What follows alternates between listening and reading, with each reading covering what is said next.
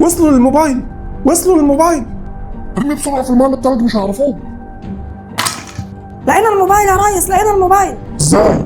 تاني كان لونه بيج، مستحيل يكون ده الموبايل. ما عرفوش الموبايل، وده عشان الريلمي 14 برو جاي بظهر بسنسور حرارة، واللي بيغير لونه من البيج للازرق اول ما يحس ببروده. والصراحه مفيش ديزاين في الفئه دي اروش من كده. كاميرا 50 ميجا بكسل بمستشعر من سوني، اعلى وضوح وكواليتي ممكن تاخدهم من صوره، مع فلاش ثلاثي بتتحكم في درجه حرارته من الاعدادات سواء الورم او الكولد، وده عشان تصور في اصعب ظروف الاضاءه وتاخد صور احترافيه 100%. ريلمي 14 برو جايب معيار حمايه اي بي 68 واي بي 69، فتقدر تصور بيه تحت المايه براحتك. ريلمي 14 برو بيجي بمعالج مش بطال في فئته، دايمنسي 7300 انرجي، والدعم لخدمات ال 5G. هتاخد اداء في منتهى السلاسه من واجهه ريلمي، وهتلعب ببجي على 60 فريم. بطاريه 6000 ملي امبير بالوزن الخفيف ده بالسمك الرفيع ده كفاءه. 10 ساعات العاب متواصله او 21 ساعه مشاهده فيديوهات بشحنه واحده. ولو فضي منك شحن عادي، الموبايل جاي معاه في العلبه شاحن بقدره 45 واط بتقنيه السوبر فو، هيشحن لك الموبايل من 0 ل 50% في حوالي نص ساعه. النسخه اللي نازله مصر 12 جيجا رام مع 256 جيجا ذاكره تخزين، وسعرها بيكون 22000 جنيه، وبتيجي مع الموبايل هديه بقيمه 1600 جنيه الريلمي بادز تي 110. وبعد الفولو الجميل واللايك المتين،